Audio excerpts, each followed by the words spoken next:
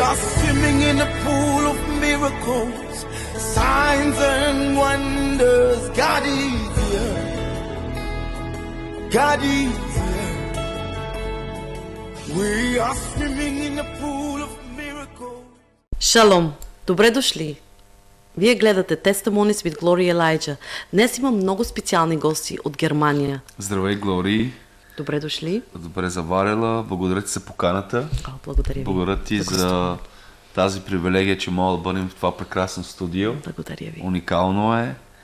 Благодаря. Благодаря ти за гостоприемството през всички тези дни, и вчера, и днес. Радваме се за това, което Бог прави в живота ти. Благодаря. И за това, че Бог чрез тебе прави неща и в нашия живот. Амин. Халелуя. Аз съм Андриан Атанасов. Това е моята съпруга, Илияна Атанасова. Ние живеем в Германия. Служим и пастируваме църква, пророчески дом, Солинген. Вече 5 години сме служители на Бога, така, нали, официално ръкоположени от нашия духовен баща апостол Илия Панов.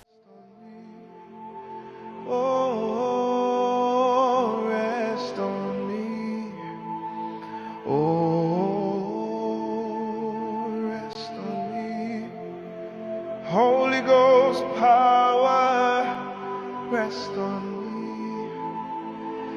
Let your spirit, Holy Spirit, rest on me. Let your spirit of wisdom rest on me. Oh, rest on me.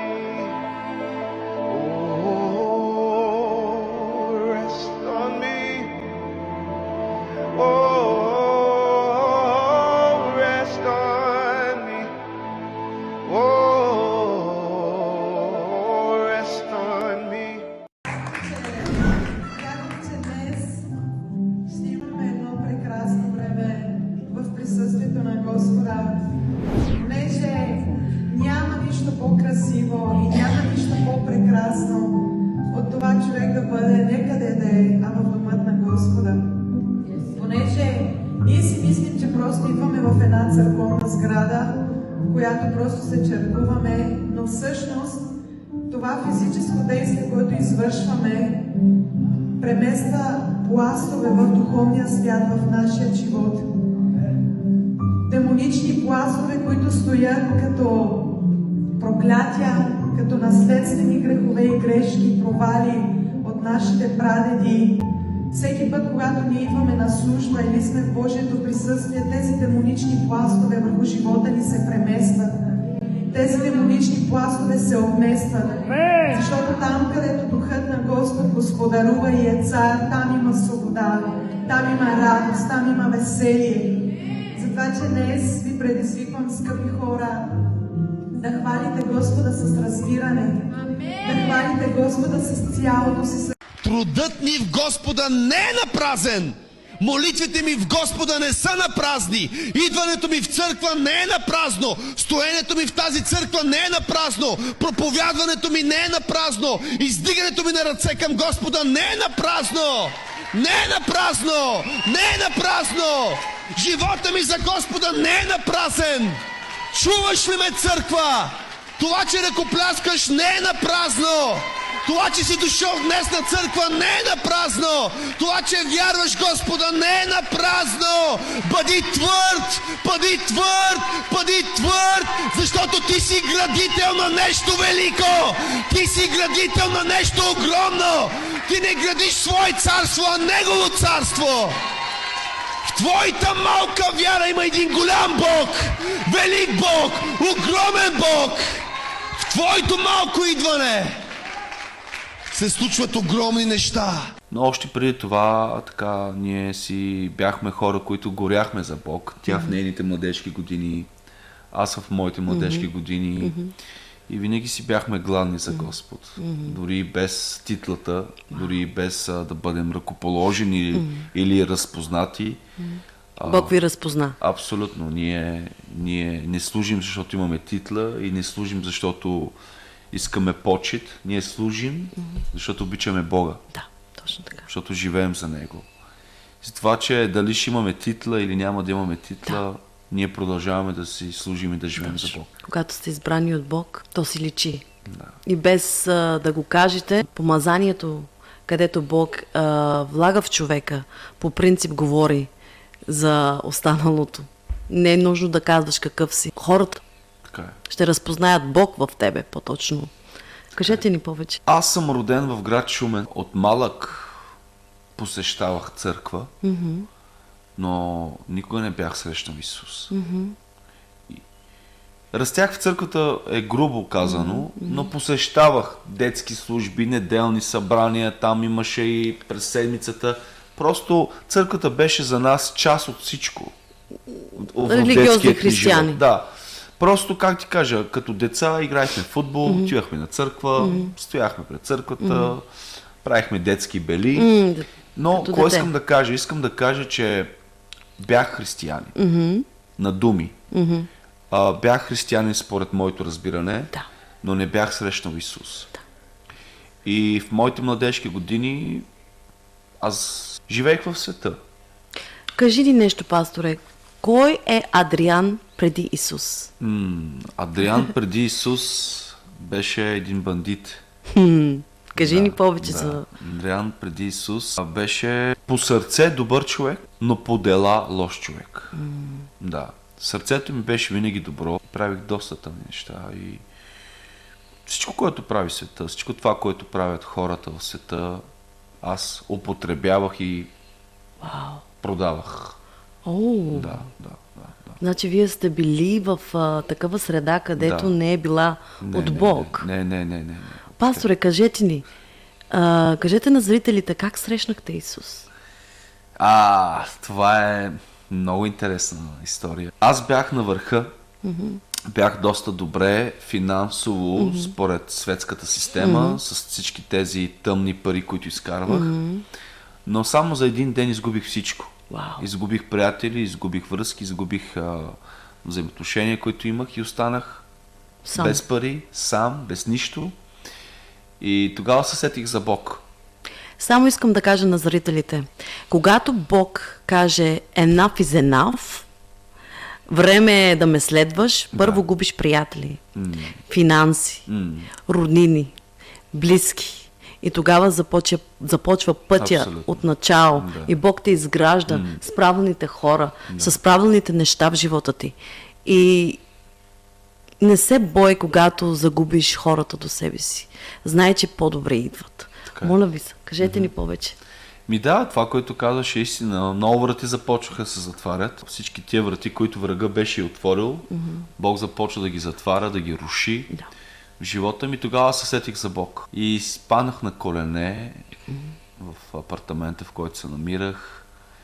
Казах, Боже, ако ти си реален, ако ти наистина съществуваш, моля те, дай ми работа, защото аз останах без пари. Нямах пари да си плащам апартамента, трябваше да напускам апартамента и да оставам на улицата. Аз в това време бях на 18 години, живеех сам в Белгия.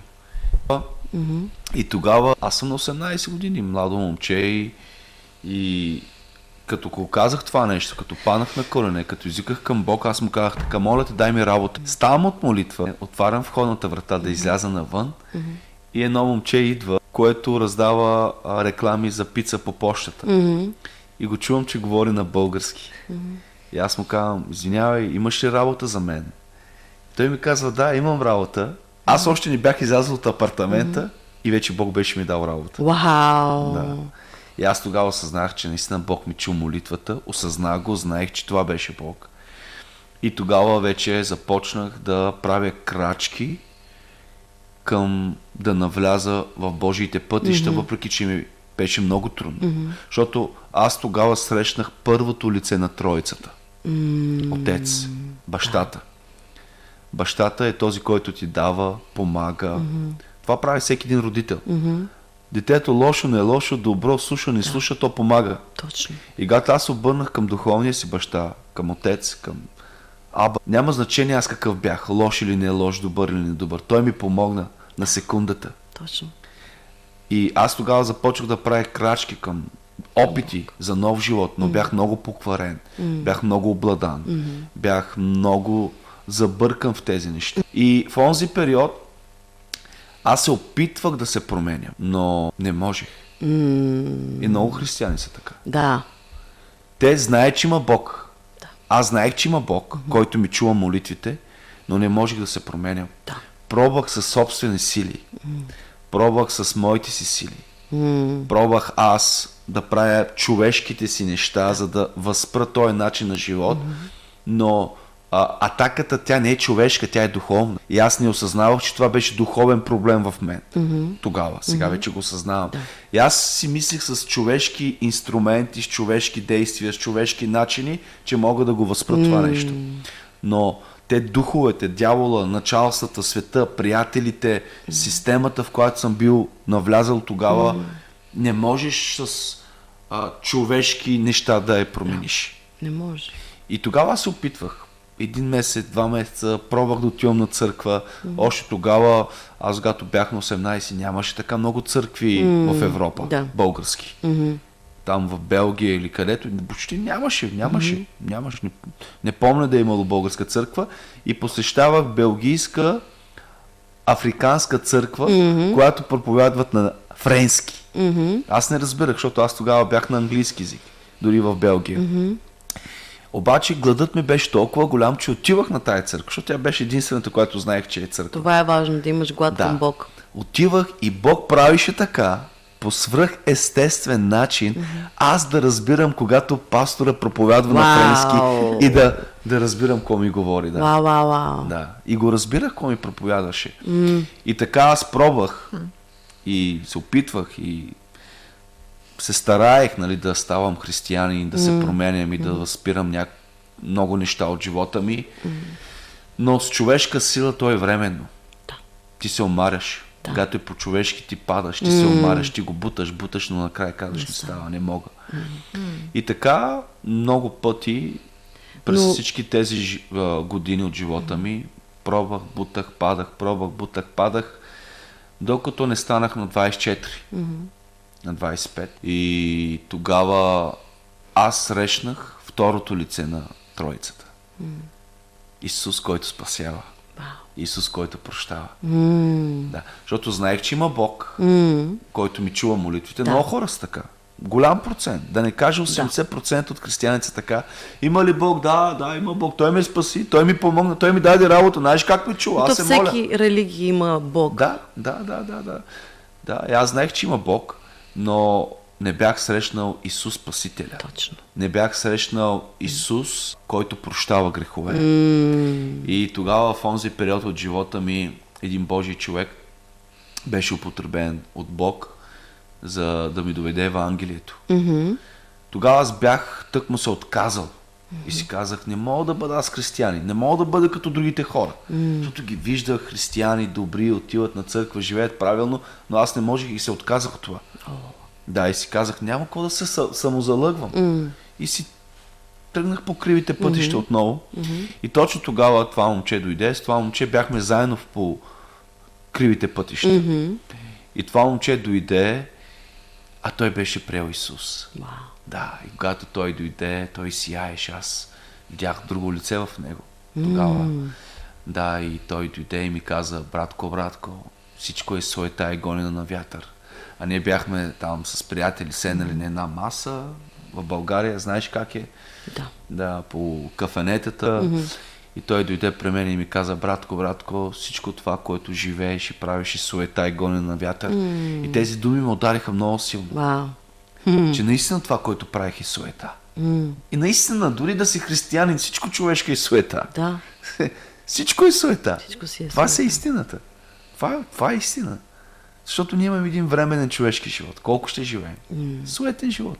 Точно. Живота ни има смисъл, когато го живеем за Бог. Точно. Тогава не е суетен. Да, аз вчера дадах този пример.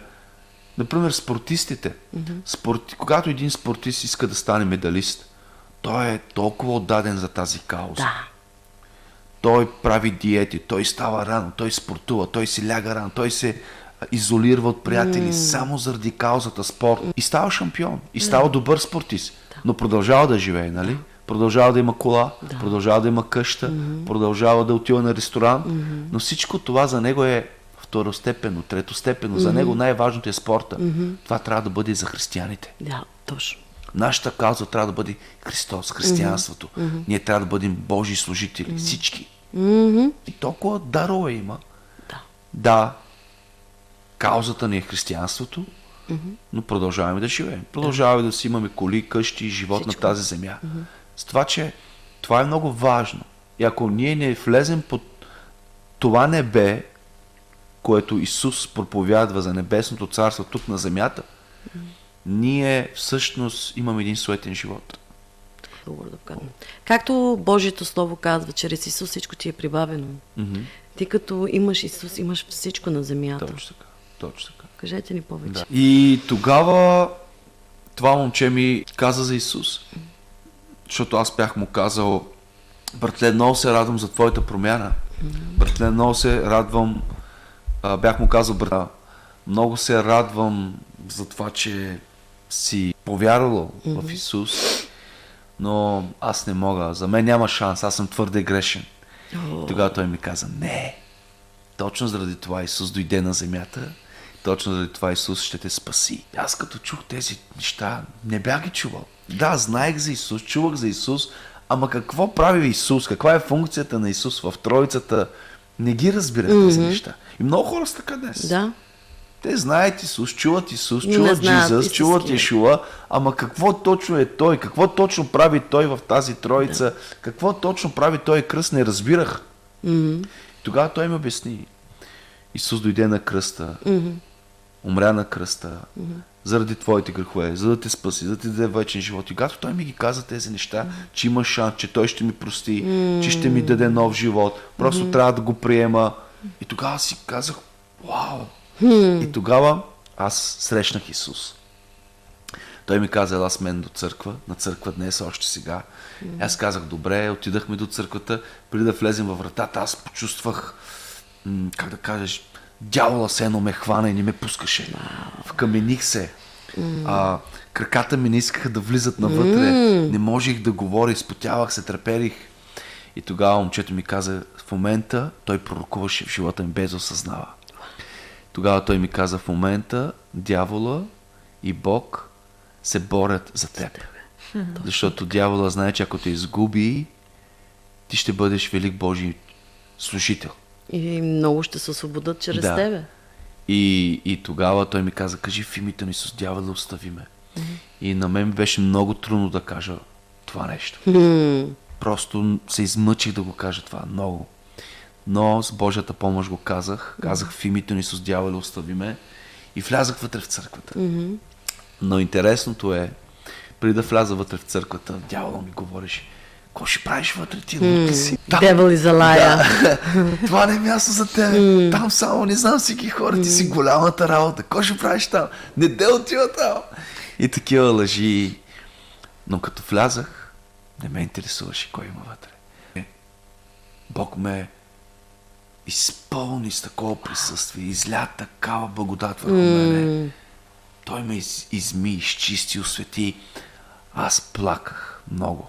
Покайвах се, виках, плаках, молих се, срещнах Исус. Службата мина, проповедта свърши, хората излязаха, аз съм от царя още. И плаче, и си говорех с него. Вау! Да, и го срещнах. Но виж, дори да срещнеш Исус, дори Исус да ти прости греховете, дори Исус да ти запише името в книгата на живота, това не означава, че живота ти се трансформира във веднага. Да, точно. Това не означава, че има процес и то процесът е един. Ако не си срещнал Святия Дух, Той променя. Исус те спасява, Исус ти прощава, но Святия Дух те новоражда. Това е Троицата. Точно. Аба ти помага, Аба ти дава, Той ти се грижи за тебе. Исус ти прощава и те спасява, но Святия Дух те новоражда, трансформира на тази земя и те подготвя за небето. Халелуя! Това е Троицата. И много хора я нямат. Няма, да. Няма тая троица. Те имат Исус, Имат Исус. те имат Отец, или имат само Отец, или имат Исус и Отец, но не са стигнали до Троицата, не са стигнали до Святия Дух. Защото сега сме в ерата на Святия Дух. Защото когато Исус се завърне, Той ще вземе църквата и Духа заедно на небето. Исус каза, преди да си замени при Отца, оставам ви Святи Дух, Утешителят. Точно така, точно така. И много хора, за съжаление, не са срещнали Святия Дух. Да. И затова имат религия. Защото християнството без Святия Дух е религия. Религия, да. Това имат всички останали религии. Те нямат Святия Дух.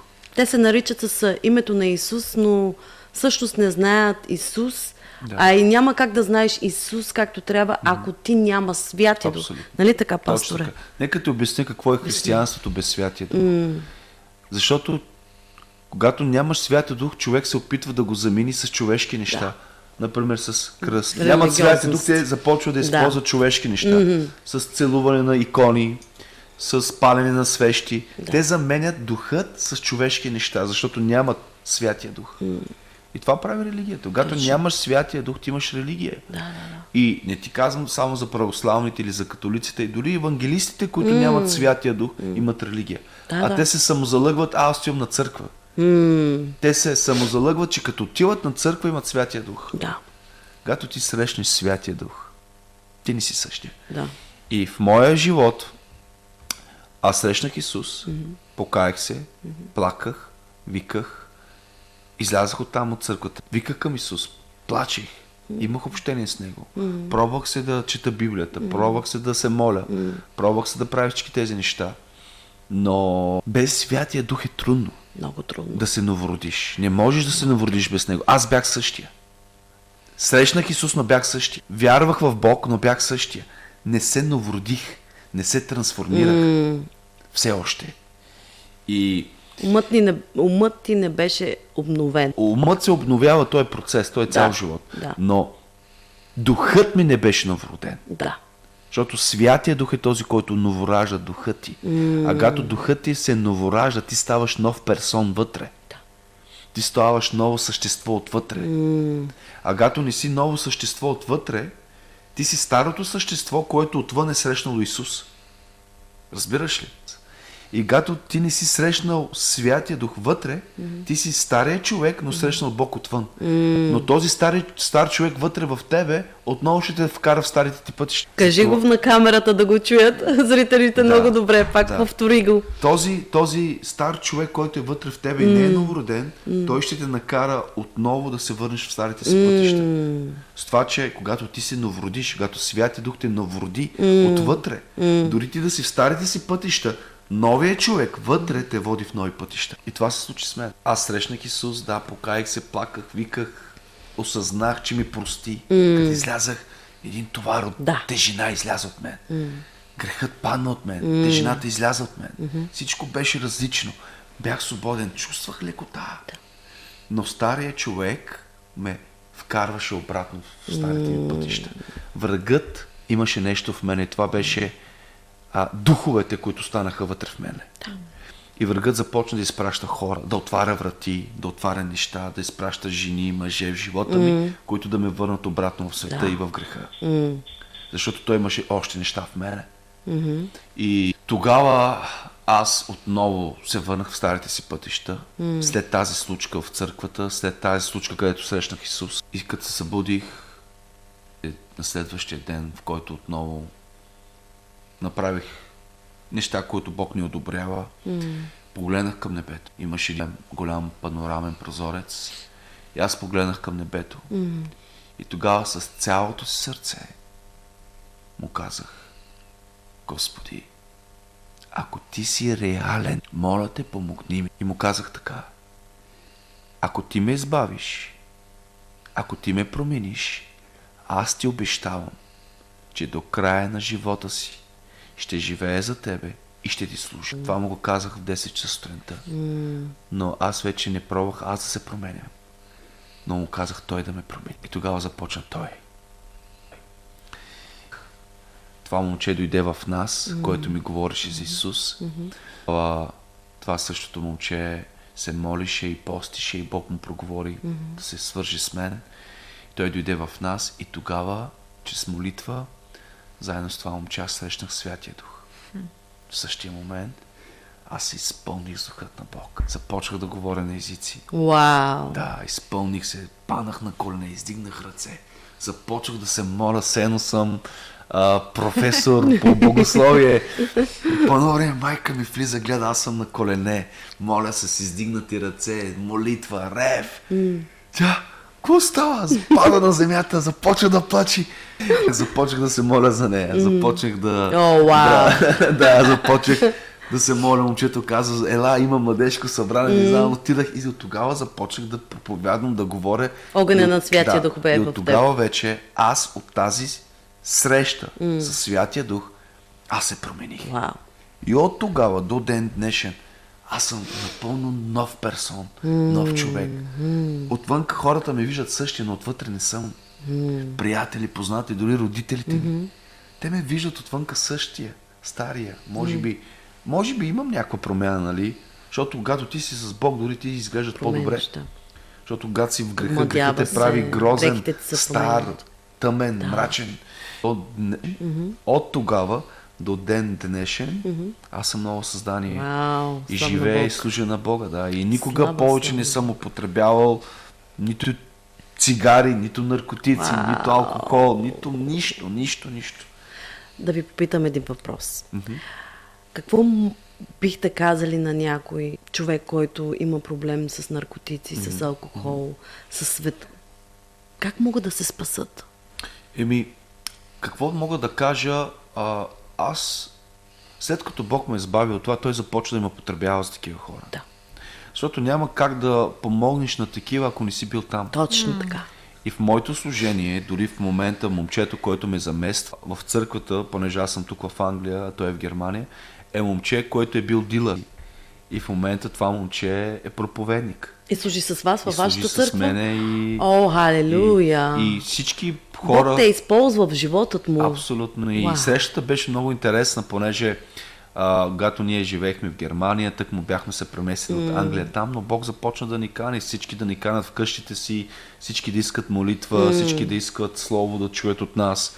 И тогава ние отивахме в домът на това момче, обаче това момче винаги го нямаше, винаги бягаше, винаги беше по света, винаги си беше по схемите.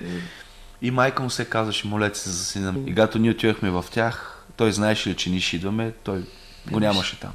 Обаче един ден така се случи, че го срещам на вратата. Викаме, ела човек да се запознаем, ела се опознаем с тебе, нали, влез вътре това, онова. Ние обявихме, че ще имаме, нали, с домашно събрание вътре, ще съберем. И хората са в очакване и виждат, викаме, елате, нека се помолим сега за това момче Мануил.